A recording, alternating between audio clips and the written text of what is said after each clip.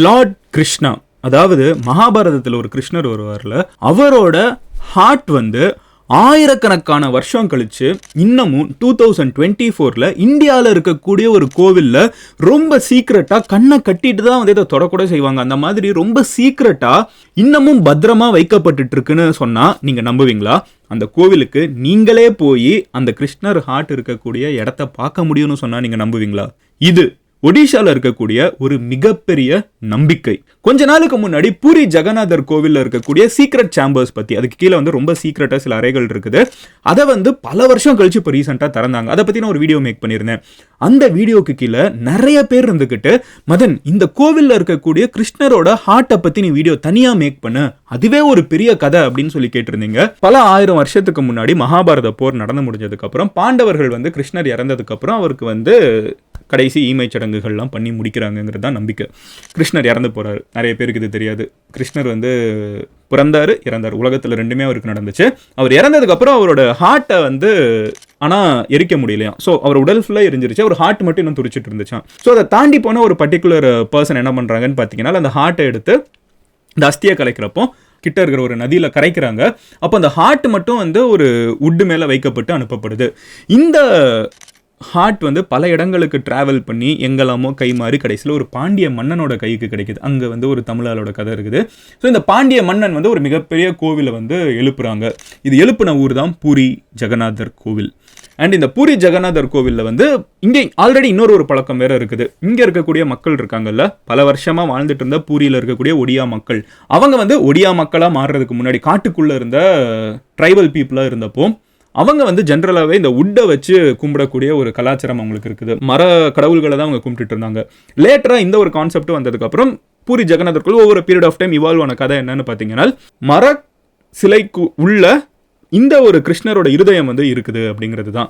But இந்த மர சிலை அப்படின்னு சொல்றப்போ கல்லுனால ஏன் சிலை செய்யறாங்க? ஆயிரக்கணக்கான வருஷமா தாங்கணும்னு. மரத்தினால ஒரு சிலை செஞ்சீங்கன்னா அது டீகம்போஸ் ஆகும், பயாலஜி. ஸோ இந்த டீகம்போஸ் ஆகக்கூடாதுங்கிறதுக்காக என்ன பண்றாங்கன்னு பார்த்தீங்கன்னா, ஒரு கான்செப்ட் ஒடியா கேலண்டர்ல ஒரு மாசம் மட்டும் ரொம்ப ரேரா ஒரு 10-20 வருஷத்துக்கு ஒரு தடவை வந்து ஒரே மாசம் 2 தடவை ஃபுல் மூன் வருமா. அப்படி வரக்கூடிய ஒரு பர்டிகுலர் மாசத்தப்போ நாபா கலேபரா அப்படின்னு சொல்லப்படக்கூடிய ஒரு ஃபெஸ்டிவல் நடக்கும். இது 125 நாள் ஃபெஸ்டிவல்.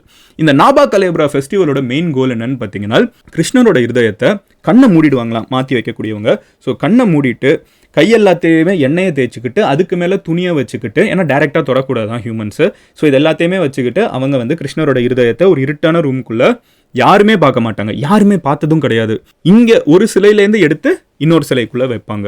இந்த புதுசாக வைக்கக்கூடிய சிலை செலக்ட் பண்ணக்கூடிய அந்த சிலையை உருவாக்கக்கூடிய நபர்கள்ல இருந்து அந்த சிலை அங்கே வர்றது வரைக்கும் ஏகப்பட்ட கதைகள் இருக்குது. அதுதான் வந்து இந்த ஃபெஸ்டிவலோட மிகப்பெரிய ஹைலைட். இந்த நாபா கலேபராங்கிற ஃபெஸ்டிவல் வந்து லாஸ்ட்டாக 2015 நடந்துச்சு. அதை பார்க்கறதுக்கு 30 லட்சம் மக்கள் வந்து திரண்டு நின்னாங்க. அண்ட் மொத்த ஒடிஷாவும் கிருஷ்ணரோட இருதயம் வந்து அன்னைக்கு மாற்றப்பட்டுச்சு நம்புறாங்க. ஏன் அப்படின்னு கேட்டிங்கன்னா, அதுக்கு முன்னாடி இருக்க ரிச்சுவல்ஸ் நான் சொன்னேன்னா நீங்கள் மெய் சிலுத்துருவீங்க, இவ்வளோ பெருசாக ஒரு ஃபெஸ்டிவல் நடக்குமான்னு. இந்த கிருஷ்ணரோட இருதயத்துக்கு பேர் வந்து பிரம்ம படர்த்தா அப்படின்னு சொல்கிறாங்க. இந்த பிரம்ம படர்த்தானா பிரம்மனின் ஒரு இருதயம் மாதிரி, பிரம்மனால் உருவாக்கப்பட்ட இருதயம் மாதிரி. ஸோ இந்த கிருஷ்ணரோட இருதயத்தை மாற்றி வைக்கணுங்கிறப்ப அதை வைக்கக்கூடிய மரத்துக்கு வந்து செலக்ட் பண்ணுற வரைக்கும் ஒரு மிகப்பெரிய ப்ராசஸ் இருக்குது.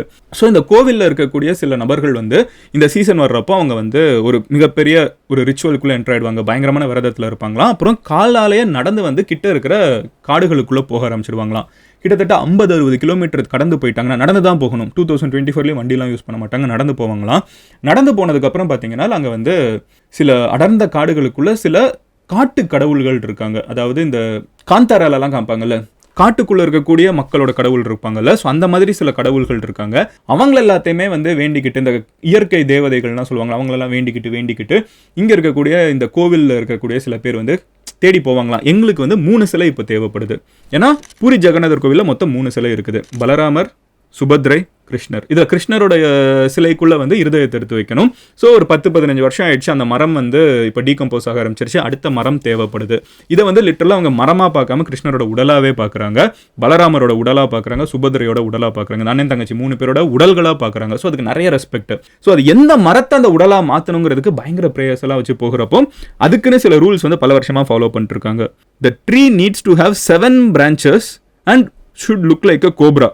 இந்த மாதிரி இருக்கிற டிஸ்கிரிப்ஷனில் ஒரு இருக்கக்கூடிய வேப்ப மரத்தை வந்து பலராமர் சிலையாக முதல்ல கண்டுபிடிப்பாங்க. இது எங்கே இருக்குங்கிறத வந்து இந்த இஷ்ட தெய்வங்கள் வந்து வழி நடத்துவாங்களாம் அந்த தேடி போகிறவங்கள. ஸோ அது வந்து கண்டிப்பாக ஒரு நாகப்பாம்போட ஷேப்பில் தான் இருக்கணும். அண்ட் அது வந்து நாகப்பாம்போட ஷேப்னா இப்படி வளைஞ்சு நெளிஞ்செல்லாம் இல்லை, கோப்ரா மாதிரி இப்படி விரிஞ்சு இருக்கணும். அந்த ஆதிசேஷன்லாம் சொல்லுவாங்கல்ல, ஸோ அந்த மாதிரி இருக்கணுமா, 7 பிரான்ச் இருக்கணுமா எக்ஸாக்டாக, அதுக்கு மேலே இருக்கக்கூடாது. சுபத்ரை அப்படிங்கிற அவங்களோட தங்கச்சி, ஸோ அவங்களோட சிலை வந்து பார்த்தீங்கன்னா 5 கிளியர் பிரான்ச் இருக்கணும். அது போக ஒரு லோட்டஸ் ஃப்ளவர் ஷேப்பில் வந்து அந்த மரத்தில் வந்து எங்கேயாவது ஒரு சிம்பிள் இருக்கணும், அந்த பார்க்ஸே அந்த மாதிரி ஃபார்மாக இருக்கணும். 3வது கிருஷ்ணரோட சிலை வந்து 3 பிரான்ச் இருக்கக்கூடிய ஒரு வேப்ப மரமாக இருக்கணும். அண்ட் அதில் வந்து ஒரு சக்கரம் ஷேப்பில் வந்து ஏதாவது ஒன்று இருக்கணும் அந்த மொத்த மரத்தில் எங்கேயாவது. ஐடென்டிஃபை பண்ணிவிட்டு காட்டுக்குள்ளேயே வந்து அந்த மரத்துக்கு வந்து பயங்கரமாக ப்ரே பண்ணுவாங்களாம். உங்களை நாங்கள் வெட்ட போகிறோம், தயவு செஞ்சு மன்னிச்சிருங்க, ஆனால் நீங்கள் வந்து இந்த மாதிரி கடவுளாக மாற போகிறீங்கிறது எல்லாத்தையுமே ப்ரே பண்ணி முடிச்சுட்டு அதுக்கப்புறம் தேவதைகளுக்கெல்லாம் வந்து எல்லா பிரார்த்தனையும் பண்ணி முடிச்சுட்டு 3 மரங்களை வெட்டி அதுக்கப்புறம் அந்த மரத்தை வந்து ஊருக்குள்ளே கொண்டு வருவாங்கல்ல. அப்போ அதுவே வந்து பார்த்தீங்கன்னா பெரிய ப்ரொசஷன், வர்ற வழி ஃபுல்லாக அங்கே இருக்கக்கூடிய மக்கள் வந்து ஓகே நாங்கள் எங்கள் கிராமத்திலேருந்து இந்த மரம் போகுதுன்னு சொல்லிட்டு பயங்கரமாக செலிப்ரேட் பண்ணி அனுப்புறது. இந்த மரங்கள் எல்லாமே வந்து கோவில்கிட்ட வந்துடுது. கோவில்கிட்ட வந்ததுக்கப்புறம் அதை வந்து ஒரு சீக்ரெட்டான ரூமில் வச்சு சிலைகளாக மாற்றப்படுது. அண்ட் இதோட ஃபுல் வீடியோ நீங்கள் பார்க்கணும்னு நினச்சிங்கன்னா கீழே இருக்கிற லிங்கை கிளிக் பண்ணி பாருங்கள்.